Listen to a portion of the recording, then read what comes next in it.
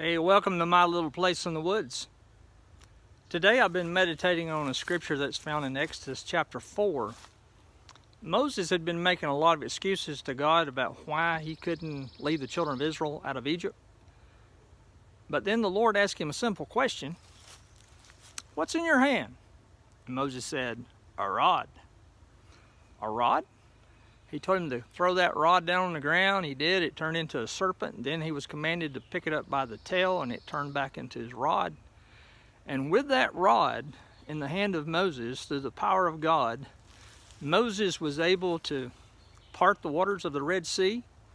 He struck a rock, and a river of water came out of it to water the people. When the Amalekites attacked the stragglers in the rear as they came out of Egypt, Moses took that rod and held both hands over his head, and when he got tired, Aaron and Hur put a rock under him for him to sit on, and they held his hands up, and as long as Moses' hands were raised with that rod in his hands, Israel prevailed against their enemies. So I have a simple question to ask you and me today. What is in your hand? And your answer may be like Moses, not much.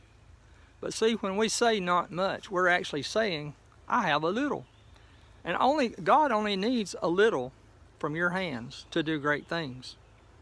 Remember the story in Matthew chapter 14? A great multitude had come to hear Jesus teach, and the disciples wanted to tell the people to go home. And Jesus told his disciples, you give them something. And they said, we only have 5 loaves and 2 fish. But he said, bring it to me. That's all he asks. He asks whatever's in your hand to bring it to him. And he'll make a lot out of a little. So they fed that 5,000 men plus the women and children. And then they took up 7 large baskets of fragments. So today I want to ask you a question. What do you have in your hand? Don't say not much. Say I have something. I have something in my hands. I have a gift. I have some talent. I have a little money. I have a few resources.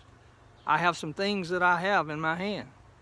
And so you may be compelled by God to do certain things, and it may be seemingly overwhelming to you. But my answer would be, or my encouragement to you would be, what is in your hand? See what you have. Don't complain like I have many times in my life. You know, I don't have enough. I don't have this. I don't have that. Don't look at what you don't have. Look at what you do have and do something with what you do have. Some years ago, we were trying to get this facility ready to do ministry in. Didn't have a lot of money, didn't have a lot of resources. I had enough money to buy 2 gallons of paint. Do you know what I did? I could have just gave up and went home.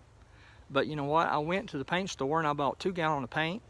And I put those 2 gallons of paint on the wall, and lo and behold, when I got through painting those walls with those 2 gallons of paint, I had some more money to go buy some more stuff to fix it up, and we eventually had the facility ready to do ministry in.